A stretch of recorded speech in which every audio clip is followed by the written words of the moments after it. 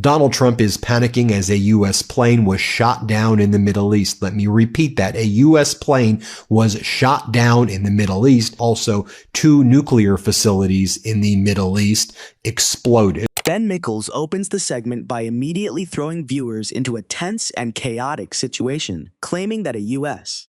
aircraft was brought down in the Middle East while warning that the public is not receiving the complete story. He wastes no time building suspense, repeating the allegation with urgency to intensify its impact. He then escalates the tension further by referencing explosions near nuclear facilities in the region. The delivery feels sharp and alarm-driven, clearly intended to make the audience feel as though critical information is either being hidden or minimized. From the very beginning, the focus is not only on the alleged events themselves, but also on the idea of secrecy and information control. What's Donald Trump doing? He wants to distract. He is a WMD, a weapon of mass distraction. So all night into the morning, making posts like this, Space Force AI memes, and it looks like he's pressing a button that will being reported, what may be left out, and who ultimately shapes the narrative presented to the public. The conversation then shifts toward Donald Trump and the way he responds during periods of international tension. Mickles argues that rather than directly addressing serious global developments, Trump often redirects attention through dramatic social media activity and highly exaggerated imagery. He describes this approach as a kind of weapon of mass distraction, suggesting that public focus is intentionally pulled away from real-world crises. According to his argument, while geopolitical conflicts and instability continue unfolding, Trump's online presence becomes filled with memes, theatrical visuals, and symbolic content designed to project power and dominance. The criticism centers less on the specific posts themselves and more on the contrast they create. Serious international concerns on one side and attention-grabbing online spectacle on the other. That contrast becomes the driving tension throughout the segment. That's how Donald Trump projects that he's tough, or he'll do AI memes of Governor Pritzker, and he'll be like Dumb and Dumber. He'll do photos of himself with aliens walking around, these AI images of him and aliens, because he wants you to go, oh my God. Mickles continues by expanding on the idea of distraction, insisting that these social media posts are not random at all, but carefully calculated attempts to shape public attention. He points to AI-generated images, exaggerated graphics, and surreal visual content involving political figures and fictional-style elements, arguing that the goal is to dominate public conversation. In this framing, the more chaotic or bizarre the imagery appears, the more effectively it shifts focus away from real-world developments.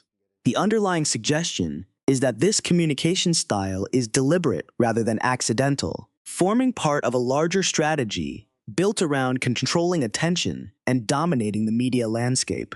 While major international issues continue developing elsewhere, online platforms become flooded with visuals seemingly designed to overwhelm audiences and redirect the discussion. There's probably other explanations for what's going on there. Also, the U.S. is creating a false pretext to justify an invasion of Cuba, saying Cuba is threatening Florida with 300 drones. The discussion then broadens beyond Trump himself and moves into wider geopolitical concerns and disputed narratives involving international threats. Mickles raises questions about how information is delivered to the public, suggesting that some widely circulated stories may not fully match what local officials or on-the-ground sources are actually confirming. This creates a growing tension between official narratives and independently verified facts. The central theme here becomes uncertainty, how rapidly claims spread, how easily they are interpreted through political lenses, and how difficult it can be for audiences to separate verified reporting from speculation or messaging. The segment leans heavily into that confusion, emphasizing how modern media cycles and information flows can blur the line between factual reporting and narrative-driven storytelling. Donald Trump allowed Kim Jong-un to get nuclear weapons, right? We saw in the first term what happened. And now Donald Trump's like, now we want to work towards denuclearization. He creates the problem. He's the arsonist. And then he's like, now I want to put out the fire. Meiselas then reflects on Trump's broader foreign policy history, especially his past interactions with world leaders such as Kim Jong-un. He contrasts earlier moments of diplomacy, including highly publicized meetings and personal exchanges, with later developments in which nuclear tensions continued to escalate despite those efforts. The key point being emphasized is the gap between public messaging and long-term outcomes. While Trump's communication style often projects confidence, strength, and deal-making ability, critics argue that the real-world results appear far more complicated and unresolved. The segment concludes by reinforcing the idea that international relations are not defined solely by headlines, statements, or symbolic gestures, but by the lasting consequences that remain long after public attention fades. Donald Trump, according to the discussion, has always understood one thing exceptionally well: attention.